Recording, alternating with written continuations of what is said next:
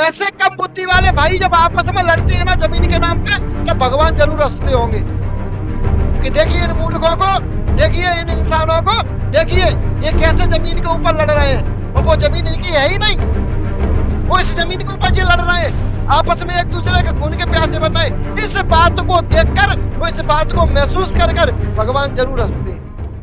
ताकि अकेली ट्यूशन है। और तो कछु ना महाराज, ज्यादा परेशानी जी सबसे ज्यादा है। एक और है बंटवारे की। एक बात आ गई बंटवारे शब्द पे, महाराज जी। और हमने शायद रात में पढ़ा भी था। अच्छा हम भी पढ़ते हैं, ये मत सोचो तुम लोग युवन से बोल रहे हैं, ये मोनी बड़ा बैठे हैं ना, इनसे समझने से बोल रहे हैं कि पढ़ने में दिक्कत आती है, पढ़ने में मन नहीं लगता। पढ़ते हम भी हैं, पढ़ना बहुत जरूरी है जीवन में। अगर आप पढ़ोगे तो आप आगे बढ़ते जाओगे, पढ़ोगे नहीं तो कुछ नहीं है। समझ रहा कि नहीं आई बात को, क्या बोल रहे हैं? तो पढ़ना भी बहुत जरूरी है, पढ़ा करो।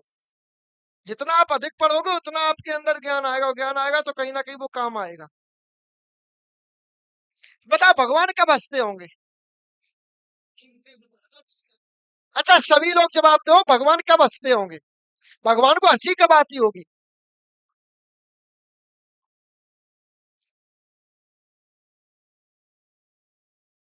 बताओ बताओ बताओ, कोई नहीं बोलना।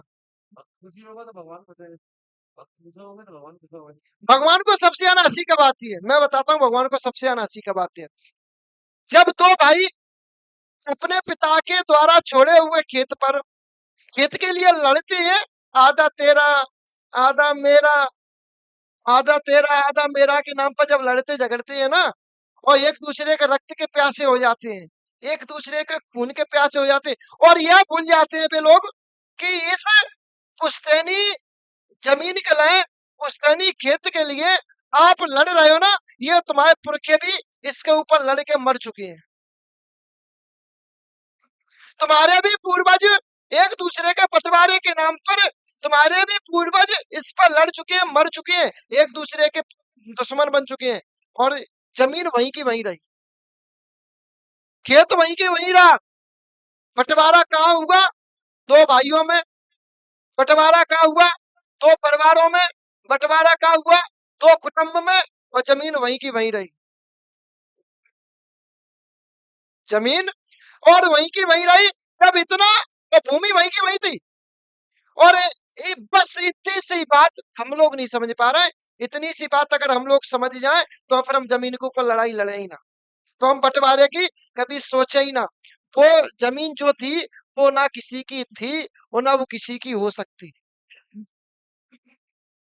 जब ऐसे निर्बुद्धि, ऐसे कम बुद्धि वाले भाई जब आपस में लड़ते हैं ना जमीन के नाम पे, तो भगवान जरूर हंसते होंगे कि देखिए इन मूर्खों को, देखिए इन इंसानों को, देखिए ये कैसे जमीन के ऊपर लड़ रहे हैं, और वो जमीन इनकी है ही नहीं, वो इस जमीन के ऊपर ये लड़ रहे हैं, आपस में एक दूसरे के खून के प्यासे बन रहे हैं। इस बात को देखकर, वो इस बात को महसूस कर कर भगवान जरूर हंसते हैं।